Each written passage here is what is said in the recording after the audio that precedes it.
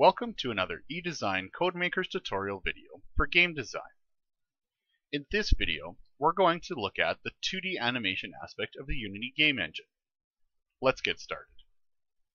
In order to animate an object, we need to make sure there's an object in place. We're going to use the URL object that we created in a previous video.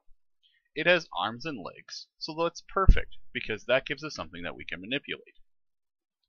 In order to create an animation, you need to open up the animation window. Make sure that you have your object selected, and then go Window, Animation.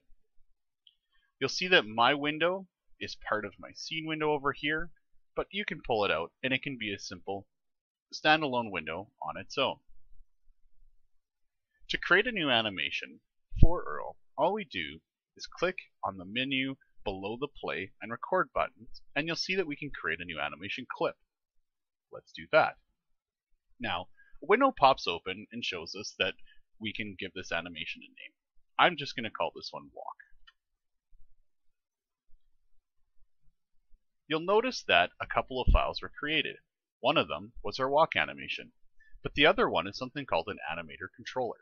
We're going to talk a little bit more about the animator controller in a future video, but it's important to note it now because it's going to help us control URL and our animations. Wait a sec. All of our things are within our sprite menu. That's just not going to do.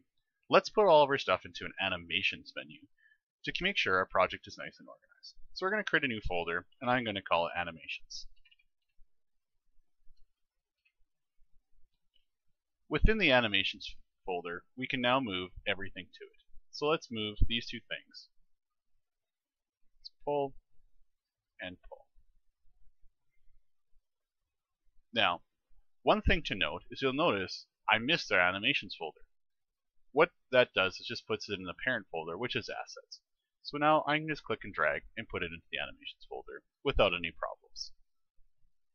And there we are, our URL animation controller and our walk animation. Let's get started in working with our walk animation. So within our animation window, we have something that we can do called adding curves. Curves are actually fairly complicated when we look at 2D animation. We're going to keep it really simple and work with what's called the dope sheet. The dope sheet simplifies curves so that we can realistically just move certain things at certain times instead of actually playing with where we want certain pieces to go and mathematically calculate when that's going to happen. We don't need to do that. So what I'm going to do is add a curve. Again, remember, this is where knowing what's what within the properties, such as the transform, is really important. When I say transform here, it means the transform of the main game object for URL. That's not the one we want. For now, let's start moving URL's legs. So let's look at right leg. Let's select the transform. Now, when we walk, we don't change the position of our legs, and we don't change the size of them. We change the rotation. So I'm going to select the rotation property of our right leg. There we have it. We have the rotation property selected for our right leg. I'm going to quickly add in our left leg so that we can start getting URL walking. There we are, left leg with rotation. You'll notice some diamond shapes over on the right hand side. This is where our animation takes place. These things are called keyframes. Within keyframes, basically what it is that as the game is playing, this starts moving along. And what happens with that, as it moves along, is the game will figure out that it needs to move, or rotate in our circumstance, an object to a certain position at a certain time. So right now, our keyframes are a start frame and an end frame. If we drop down these, you'll actually see where the rotation is. It's at 0.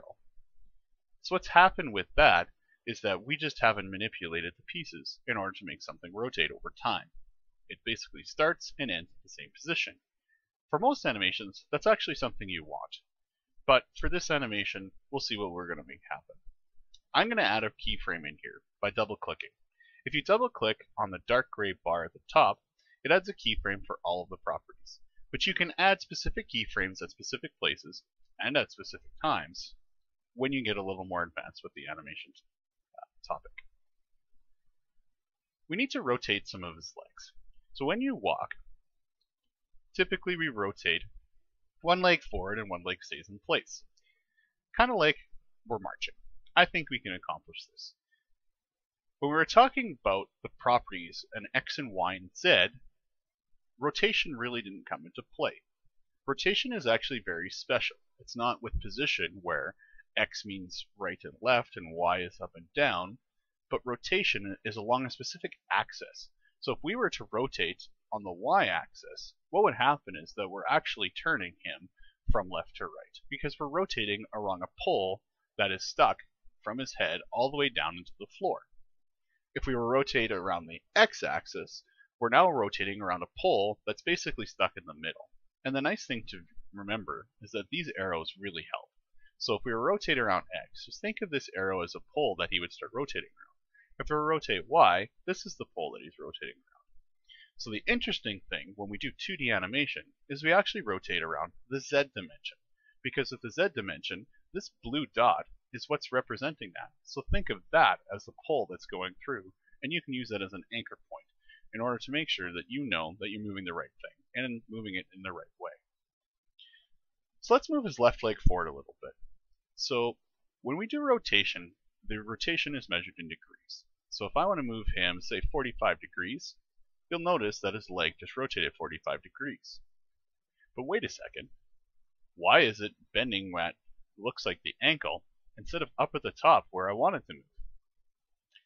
That's because we need to set anchor points. We can set up our animation and fix our anchor points later, so let's just do that now. We want to move it 45 degrees, and leaving the right leg at the same part. Except, I want him to take a couple of steps. So let's move this back a little bit.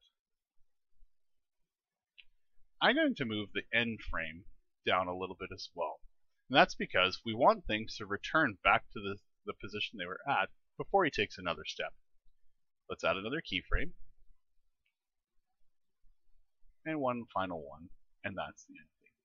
So this one, we're going to rotate his right leg 45 degrees. You'll notice as I click on the keyframes, the pieces go back into place, or at least to the position where we want them to be, or what we typed in for input. So right there it's 0, left leg is moved back to 0, right leg is moved back to 0. Let's take it out for a spin. Actually, that looks pretty good, except I think we really need to adjust those anchor points. So let's do that now. If we stop the animation, what happens is it just hits the frame of where you stopped it at. If we close the animation window, it'll return back to normal. Because we want to leave it open, because we're going to need it again in a second. So I'm just going to leave it open for now. In order to change the anchor points, we need to go to the sprites. So let's go back to that sprite editor. Again, click on sprites, find the sprite you want to use, and let's click on our sprite editor. Everything is sliced nicely for our multiple sprites, except you'll notice there's this blue dot in the middle. And that blue dot is the pivot. We need to move this blue dot in the middle in order to make sure that things move around the point of which we want them to move. Right now, they're set for the center of the picture. So let's move the one for his arm. You can click and drag, or you can select custom from the pivot menu and type in coordinates. I prefer the visual route, just that way I know exactly where it's going. Will also be the one for the leg. There, that looks a little bit better. Hit apply when you're all done, and you'll notice that things might shift around a little bit. That's just because everything was based off of the center point, and now we've moved the point to a different location. We could easily fix those things. Let's go back and let's make those fixes. So right now, in the position, let's move that up a little bit. There, that looks a little bit better. Let's do the same for the other leg. Let's move his arms up a little bit. You'll notice I'm using the coordination system rather than dragging it. You can do whatever way you want. I don't think that looks perfect, but I feel like we've got the pivots in the right place. Let's play our animation again. Excellent. It looks like Earl's doing some marching for us. That's perfect. That's exactly what we were looking for. The key thing to watch out for when you're doing animations and if you've changed your pivot points is you'll notice there's a little slide back of his feet. You can fix that by playing around with things with your keyframes. It's just something that you have to pay attention to. Okay, Earl's all moved back because within his animation he's got everything set up. So now we're going to have to fix everything, but we can do that in a future video. Thanks for watching this eDesign Codemakers tutorial for game design.